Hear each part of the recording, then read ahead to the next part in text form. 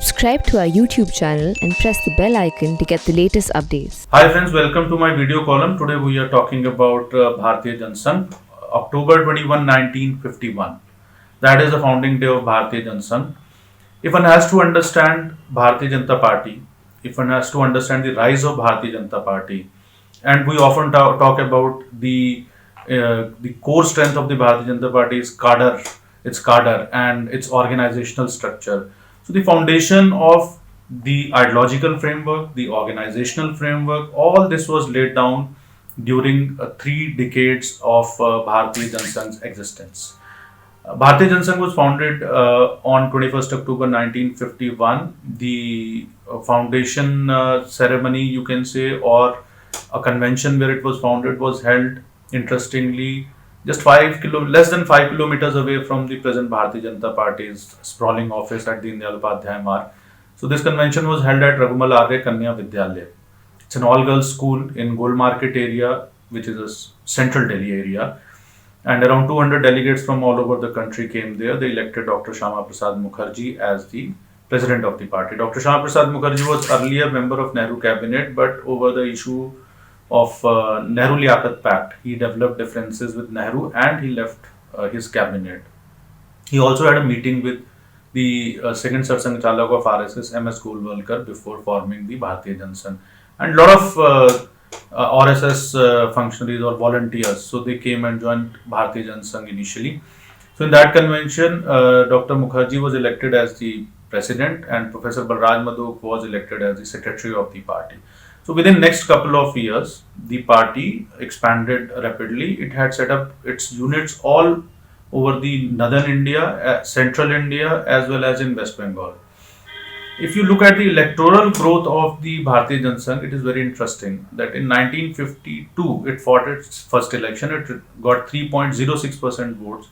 Because it got more than 3% votes, and at that time, according to the Election Commission's norms, so it officially achieved the status of All India Party.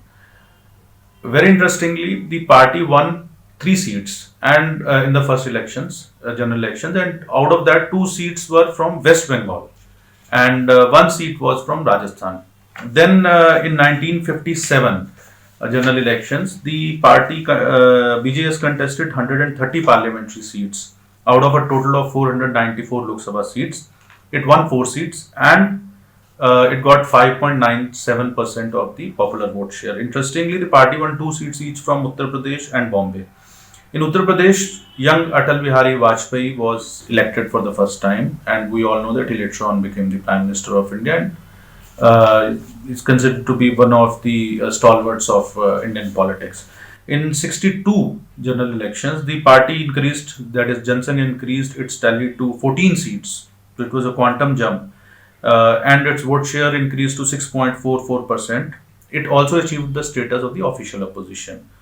In 67 general elections, Jansangh contested 249 seats out of a total of 520. By that time, Congress was facing a lot of internal struggle, and we all know that in some of the states also the Congress had lost power.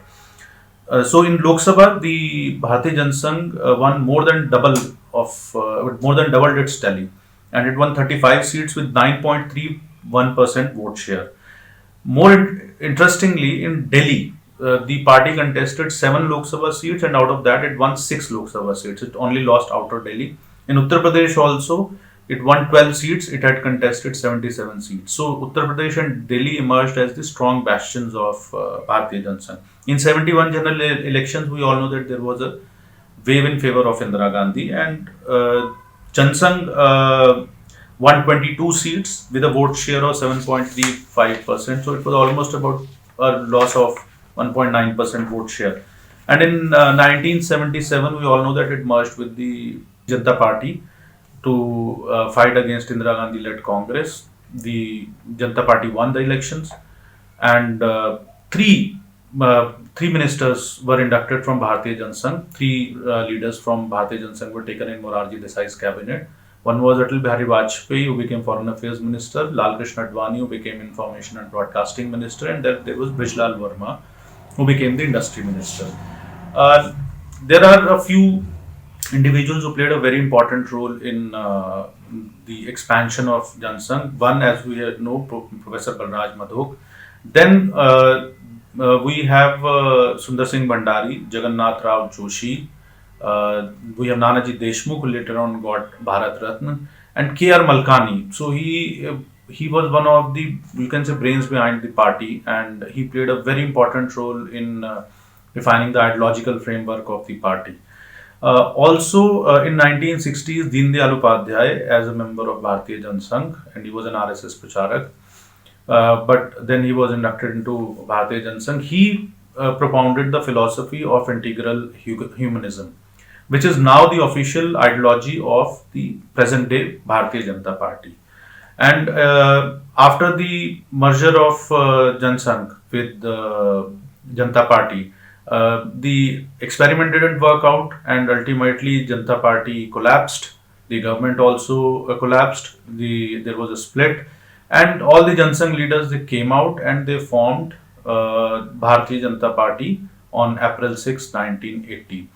But it's very clear that the ideological framework, the organizational framework, the very fact that the party has to be built based on cadre, and it has to look at it has to follow the Bharatiya viewpoint, or the Bharatiya perspective, or the Indian perspective, and not the Western framework. So all these broad frameworks were laid down during the life of, or during the existence of Bharatiya Jansangh, and the Bharatiya Janata Party, it inherited this whole organizational and ideological framework, and it kept on building on that, and ultimately a party which was set up in a school in 1951.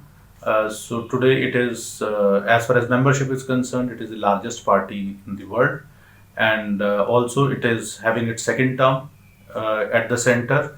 It has a majority in the Lok Sabha on its own, and it is ruling in several states in the country. But again, as I said, to understand, it is important to go back and understand how the innumerable workers and cadres and the backroom boys built up Bharatiya Jansangh and paved the way for Bharatiya Janata Party to reach at where it is today.